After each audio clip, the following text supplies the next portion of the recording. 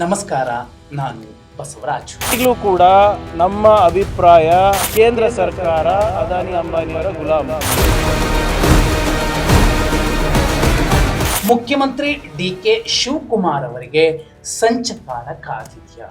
ಕನಿಷ್ಠ ರಾಹುಲ್ ಗಾಂಧಿ ಅವರ ಸೈದ್ಧಾಂತಿಕ ಬದ್ಧತೆಯನ್ನ ಗೇಲಿ ಮಾಡುವ ರೀತಿಯಲ್ಲಿ ಡಿ.ಕೆ. ಶಿವಕುಮಾರ್ ಅವರ ಒಂದು ನಡೆ, ಒಂದು ಭೇಟಿ ಈಗ ರಾಷ್ಟ್ರೀಯ ಮಾಧ್ಯಮಗಳಲ್ಲೂ ಚರ್ಚೆ ಆಗ್ತಿರುವಂಥದ್ದು.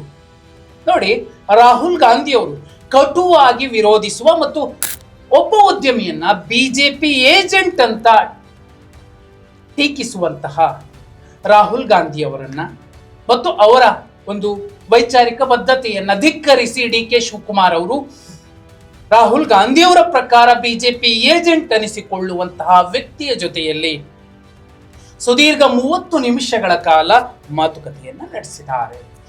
ಅಂದ್ರೆ ರಾಹುಲ್ ಗಾಂಧಿ ಅವರ ಮಾತಿಗೆ ತಪ್ಪದ್ರ ಡಿ.ಕೆ. ಶಿವಕುಮಾರ್ ಅವರು ಅನ್ನುವಂಥದ್ದು ವಿಶೇಷ. ಅಂದ್ರೆ ಪಂಜಾಬ್ನಲ್ಲಿ 2021ರಲ್ಲಿ ಇಂಥದ್ದೇ ಒಂದು ಕಾರಣಕ್ಕೆ ಅಲ್ಲಿನ ಮುಖ್ಯಮಂತ್ರಿಯನ್ನ ತೆಗೆದು ಹಾಕಿ ಅಲ್ಲಿಗೆ ದಲಿತರೊಬ್ಬರನ್ನ ತಂದು ಪ್ರತಿಷ್ಠಾಪಿಸಿದ್ದು ಇದೇ ರಾಹುಲ್ ಗಾಂಧಿ.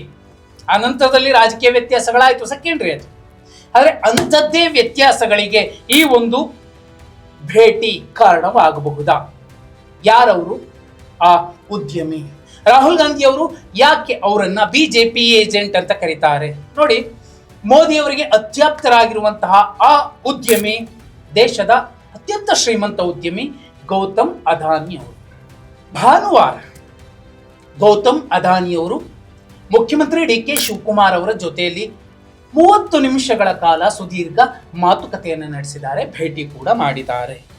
ನೋಡಿ, ಈಗ ಚರ್ಚೆ ಆಗ್ತಿರುವಂಥದ್ದು, ರಾಜ್ಯದಲ್ಲಿ ವಿಪಕ್ಷಗಳಾದಿಯಾಗಿ ಚರ್ಚೆ ಮಾಡ್ತಿರುವಂಥದ್ದು, ಸುಮಾರು 22,000 ಕೋಟಿ ರೂಪಾಯಿಯ ಪ್ರಾಜೆಕ್ಟ್ ಅನ್ನ ಗೌತಮ್ ಅದಾನಿ ಅವರ ಕಂಪನಿಗೆ ರಾಜ್ಯ ಸರ್ಕಾರ, ಡಿ.ಕೆ. ಶಿವಕುಮಾರ್ ಅವರ ನೇತೃತ್ವದ ಸರ್ಕಾರ ಅತಿ ಕಡಿಮೆ ಬಿಡ್ಗೆ ಕೊಡಲಿದೆ ಅನ್ನುವಂಥದ್ದು ಈಗ ಒಂದು ಆರೋಪ ಕೇಳಿ ಬರ್ತಿರುವಂಥದ್ದು.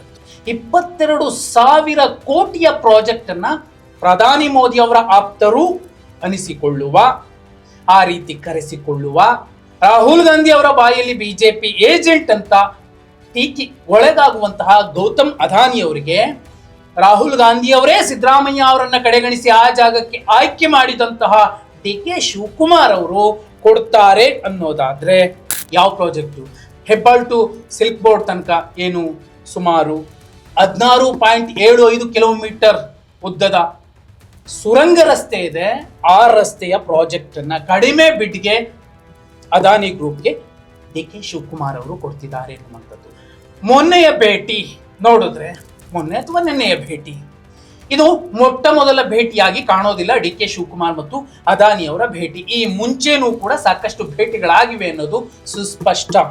ಆದರೆ ಡಿ.ಕೆ. ಶಿವಕುಮಾರ್ ಅವರು ಇದೊಂದು ಔಪಚಾರಿಕ ಭೇಟಿ, ಅವರು ಆರ್ಟ್ ಆಫ್ ಲಿವಿಂಗ್ಗೆ ಬಂದಿದ್ರು, ಅದೇ ರೀತಿ ನನ್ನನ್ನು ಭೇಟಿ ಮಾಡೋಗಿದ್ದಾರೆ, ಇದರಲ್ಲಿ ಅಂಥದ್ದೇನಿಲ್ಲ ಅನ್ನೋ ಮಾತನ್ನ ಹೇಳಿರುವಂಥದ್ದು. ಆದ್ರೆ ಕೆ.ಎನ್. ರಾಜಣ್ಣ ಅವರ ಎಕ್ಸಾಂಪಲ್ ತಗೊಳ್ಳಿ. ಮತಗಳ್ಳತನದ ಬಗ್ಗೆ ರಾಹುಲ್ ಗಾಂಧಿ ಅವರು ಮಾತಾಡ್ತಿದ್ರು. ಅವತ್ತು ನಮ್ದೇ ಸರ್ಕಾರ ಇತ್ತು ಅನ್ನೋ ಮಾತನ್ನ ಹೇಳೋ ಮೂಲಕ ರಾಹುಲ್ ಗಾಂಧಿ ಅವರ ಮಾತಿಗೆ ಒಂದು ಚಕಾರ ಎತ್ತಿದ ಕಾರಣಕ್ಕೆ ಅವರನ್ನ ಮಿನಿಸ್ಟರ್ ಪೋಸ್ಟ್ ಇಂದ ಕಿತ್ತಾಕ್ಸಿದ್ರು. ಹಾಲಿ ಮುಖ್ಯಮಂತ್ರಿಯಿಂದ ಹಿಡಿದು ರಾಹುಲ್ ಗಾಂಧಿ ಅವರ ತನಕ ಇಂಥದ್ದೊಂದು ಗಂಭೀರ ಆರೋಪ ಇದೆ. ಒಬ್ಬ ದಮನಿತ ಸಮಾಜದ ಎಸ್.ಟಿ. ಸಮಾಜದ ನಾಯಕನಿಗೆ ವಿನಾಕಾರಣ ಸಚಿವ ಸ್ಥಾನದಿಂದ ಕಿತ್ತು ಹಾಕಿದ್ದು ಇದೊಂದೇ ಕಾರಣಕ್ಕೆ ಅನ್ನುವಂಥದ್ದು ಜಗತ್ತಿಗೆ ಗೊತ್ತಿರುವಂತಹ ಸತ್ಯ. ಆದ್ರೆ ರಾಹುಲ್ ಗಾಂಧಿ ಅವರೇ ವಿರೋಧಿಸುವ, ರಾಹುಲ್ ಗಾಂಧಿ ಅವರೇ ಬಿಜೆಪಿ ಏಜೆಂಟ್ ಅಂತಹ ಕರೆಯುವಂತಹ ನಾಯಕನಿಗೆ ರೆಡ್ ಕಾರ್ಪೆಟ್ ಹಾಸಿ ಅವ್ರನ್ನ ಒಳಗೆ ಕರ್ಕೊಂಡು ಹೋಗಿ ಭೇಟಿ ಮಾಡಿ ಅವರಿಗೆ ಅತಿ ಕಡಿಮೆ ಬಿಡ್ಗೆ 22,000 ಕೋಟಿಯ ಪ್ರಾಜೆಕ್ಟ್ ಅನ್ನ ಮಾನ್ಯ ಕಾಂಗ್ರೆಸ್ ಪಕ್ಷದ ಮುಖ್ಯಮಂತ್ರಿಯೊಬ್ಬರು ರಾಹುಲ್ ಗಾಂಧಿ ಅವರು ಸಿದ್ದರಾಮಯ್ಯ ಅವರು ಬೇಡಪ್ಪ ಅವ್ರ ಜಾಗಕ್ಕೆ ಇವರೇ ಇರಲಿ ಅಂತ ಆಯ್ಕೆ ಮಾಡಿದಂತಹ ಬ್ಲೂ ನೀಲಿಗಣ್ಣಿನ ಹುಡುಗ ಡಿ.ಕೆ. ಶಿವಕುಮಾರ್ ಅವರು ಕೊಡ್ತಾರೆ ಅಂದ್ರೆ ರಾಹುಲ್ ಗಾಂಧಿ ಅವರು ಯಾಕೆ ಪಂಜಾಬ್ ಮಾದರಿಯಲ್ಲಿ ಡಿ.ಕೆ. ಶಿವಕುಮಾರ್ ಅವರನ್ನ ಕೆಳಗಿಳಿಸಿ ಆ ಜಾಗಕ್ಕೆ ದಲಿತ ಮುಖ್ಯಮಂತ್ರಿಯನ್ನ ತಂದು ಪ್ರತಿಷ್ಠಾಪಿಸಬಾರದು? ಸಾಧ್ಯತೆಗಳಿದೆ. ಯಾಕೆಂದ್ರೆ 2021ರಲ್ಲೂ ಕೂಡ ಕ್ಯಾಪ್ಟನ್ ಅಮರಿಂದರ್ ಸಿಂಗ್ ಅವರನ್ನ ಕೆಳಗಿಳಿಸಿ ಆ ಜಾಗಕ್ಕೆ ಚರಣ್ ಸಿಂಗ್ ಚೆನ್ನಿ ಅವರನ್ನ ತಂದು ಕೂರಿಸಿದ್ದು ರಾಹುಲ್ ಗಾಂಧಿ ಅವರೇನೆ. ಇಲ್ಲಿ ಹೈಕಮಾಂಡ್ನ ವಿಶ್ವಾಸ ಕಳೆದುಕೊಂಡ್ರೆ ಅದು ಶಾಸಕಾಂಗ ಪಕ್ಷದ ಬೆಂಬಲ ಇಲ್ಲದೆ ಇರುವಂತಹ ನಾಯಕನಿಗೆ. ಎಷ್ಟು ಜನ ಶಾಸಕರಿದ್ದಾರೆ ಡಿ ಕೆ ಶಿವಕುಮಾರ್ ಅವರ ಜೊತೆಯಲ್ಲಿ?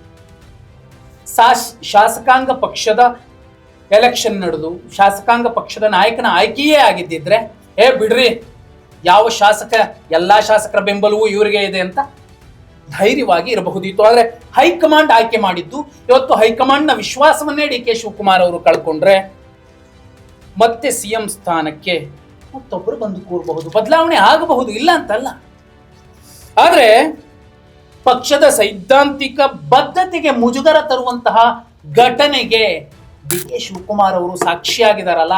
ಬಿಜೆಪಿ ಕೇಳ್ತಿದೆ, ರಾಹುಲ್ ಗಾಂಧಿ ಅವರ ಪರ್ಮಿಷನ್ ತಗೊಂಡಿದ್ರ ಡಿ ಕೆ ಶಿವಕುಮಾರ್ ಅವರೇ ಅದಾನಿ ಅವರನ್ನ ಭೇಟಿ ಮಾಡ್ಲಿಕ್ಕೆ ಅನ್ನುವಂತಹ ಈ ಮಾತಿದೆಯಲ್ಲ, ಇಂಥದ್ದೊಂದು ಮುಜುಗರ ರಾಷ್ಟ್ರವ್ಯಾಪಿ ಈಗ ಚರ್ಚೆ ಆಗತ್ತೆ. ಹಾಗಂತ ಇಂತಹ ಒಂದು ಆಯ್ಕೆಯಿಂದಲೇನೆ ರಾಹುಲ್ ಗಾಂಧಿ ಅವರು ಮುಜುಗರಕ್ಕೀಡಾಗ್ತಿದಾರ ಅಲ್ಲ. ಕೇರಳದಲ್ಲೂ ಕೂಡ ಕೇರಳದ ಹಾಲಿ ಮುಖ್ಯಮಂತ್ರಿ ಕೂಡ ಇದೇ ರೀತಿ ಅದಾನಿ ಅವರ ಜೊತೆಯಲ್ಲಿ ಗುರುತು ಕಾಣಿಸಿಕೊಂಡು ಅವ್ರಿಗೊಂದು ಪ್ರಾಜೆಕ್ಟ್ ಅನ್ನ ಕ್ಲಿಯರ್ ಮಾಡಿಕೊಡ್ತಿರುವಂತಹ ಕೆಲ ದಿನಗಳ ಹಿಂದಿನ ಘಟನೆ ಕೂಡ ಮತ್ತೊಂದು ಸಂದೇಶವನ್ನ ಸಾರ್ತಿದೆ. ಒಂದು ಕಡೆ ತೆಲಂಗಾಣದಲ್ಲಿ ಮೂಲ ಬಿಜೆಪಿಯಿಂದ ಬಂದಂತಹ ನಾಯಕ ಕಾಂಗ್ರೆಸ್ ಮುಖ್ಯಮಂತ್ರಿ ಆಗಿದ್ದಾರೆ. ಕರ್ನಾಟಕದಲ್ಲಿ ಬಿಜೆಪಿಯ ಜೊತೆಯಲ್ಲಿ ಎಲ್ಲ ರೀತಿಯಲ್ಲಿ ಹೊಂದಿಕೊಳ್ಳಬಹುದಾದಂತಹ ಗುಣಲಕ್ಷಣಗಳಿರುವಂತಹ ನಾಯಕ ಮುಖ್ಯಮಂತ್ರಿ ಆಗಿದ್ದಾರೆ. ಕೇರಳದಲ್ಲೂ ಕೂಡ ಬಿಜೆಪಿಗೆ ಸರಿ ಹೊಂದುವಂತಹ ನಾಯಕ, ಕಾಂಗ್ರೆಸ್ನ ನಾಯಕ ಮುಖ್ಯಮಂತ್ರಿ ಆಗಿದ್ದಾರೆ ವಿ ಡಿ ಸತೀಶ್. ಅಲ್ಲಿಗೆ ಒಂದು ಬಲ್ಕ್ ಆಗಿ ಮುಂದಿನ ದಿನಮಾನಗಳಲ್ಲಿ ದೊಡ್ಡದೊಂದು ಆಪರೇಷನ್ ಅನ್ನ ಬಿಜೆಪಿ ಮಾಡಬಹುದು. ಕಾಂಗ್ರೆಸ್ ಹೈಕಮಾಂಡ್ ರಾಹುಲ್ ಗಾಂಧಿ ಅವರು ಆದಷ್ಟು ಬೇಗ ಎಚ್ಚರಗೊಂಡು ಜಾಗೃತರಾಗಿ, ಯಾಕಂದ್ರೆ ರಾಹುಲ್ ಗಾಂಧಿ ಅವರೊಂದು ಮಾತು ಹೇಳಿದ್ರು, ಅಷ್ಟೆಲ್ಲ ಬಿ ಕೆ ಹರಿಪ್ರಸಾದ್ ಅವರು ಹೇಳಿದ್ರು, ಬಿಜೆಪಿಯನ್ನ ಬೆಂಬಲಿಸುವಂತಹ ಕಾಂಗ್ರೆಸ್ನೊಳಗಿನ ನಾಯಕರು ಯಾರು ನಮಗೆ ಬೇಕಿಲ್ಲ, ನೀವು ಬೇಕಾದ್ರೆ ಬಿಜೆಪಿಗೆ ಹೋಗಬಹುದು. ಆ ಲೆಕ್ಕಾಚಾರದಲ್ಲಿ ಮೊದಲಿಗೆ ಲೀಸ್ಟ್ ಮಾಡಿದ್ರೆ ಅಲ್ಲಿಗೆ ಡಿ ಕೆ ಶಿವಕುಮಾರ್ ಅವರ ಹೆಸರೇ ಬರಬಹುದು.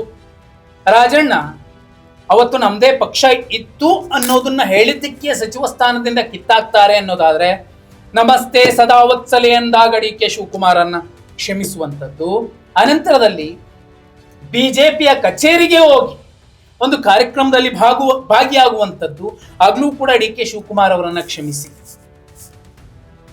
ಈಗ ಅದಾನಿ ಬಿಜೆಪಿ ಏಜೆಂಟ್ ಅನ್ನುವಂತಹ ರಾಹುಲ್ ಗಾಂಧಿ ಅವರ ಮಾತಿಗೆ ಕಟ್ಟು ಬೀಳದೆ ಅಥವಾ ಆ ಸೈದ್ಧಾಂತಿಕ ಬದ್ಧತೆಗೆ ಮುಜುಗರ ಮಾಡುವ ರೀತಿಯಲ್ಲಿ ಅವರನ್ನ ಭೇಟಿ ಮಾಡುವಂತಹ ನಡೆ ಇದೆಯಲ್ಲ, ಈ ನಡೆ ಪಂಜಾಬ್ನಲ್ಲಿ ಏನಾಯ್ತು, ಇನ್ನು ಬೇರೆ ಕಡೆ ಏನೇನಾಗಬಹುದು. ಒಂದಂತೂ ಕಾಂಗ್ರೆಸ್ ಹೈಕಮಾಂಡ್ ಶಾಸಕರ ಬೆಂಬಲವಿಲ್ಲದ ನಾಯಕನನ್ನ ಯಾವಾಗ ಬೇಕಾದ್ರೂ ಬದಲಾಯಿಸಬಹುದು, ಆದ್ರೆ ಶಾಸಕರ ಬಹುಪಾಲು ಬೆಂಬಲ ಇರುವ ನಾಯಕನನ್ನ ಟಚ್ ಮಾಡೋಕ್ಕಾಗಲ್ಲ. ಹಾಗೆ ನೋಡಿದ್ರೆ ಅದಾನಿ ಅವರನ್ನ ಭೇಟಿ ಮಾಡಿದ ಡಿ ಕೆ ಶಿವಕುಮಾರ್ ಅವರ ನಡೆಯನ್ನ ಕಾಂಗ್ರೆಸ್ ಹೈಕಮಾಂಡ್ ಕಟುವಾಗಿ ವಿರೋಧಿಸುತ್ತೆ. ರಾಹುಲ್ ಗಾಂಧಿ ಅವರ ಹೈಕಮಾಂಡ್ನ ವಿಶ್ವಾಸವನ್ನು ಕಳೆದುಕೊಂಡ್ರೆ ಪಟ್ಟಕ್ಕೂ ಕೂಡ ಸಂಚಕಾರ ಬರಬಹುದು. ಡಿ ಕೆ ಶಿವಕುಮಾರ್ ಅವರ ಈ ನಡೆ ಅಥವಾ ಅನಂತರದಲ್ಲಿ ಆಡಿದ ಅವರ ಮಾತುಗಳು ಅವರ ಪಟ್ಟಕ್ಕೆ ಸಂಚಕಾರ ತರಬಹುದಾ? ಕಮೆಂಟ್ ಮಾಡಿ.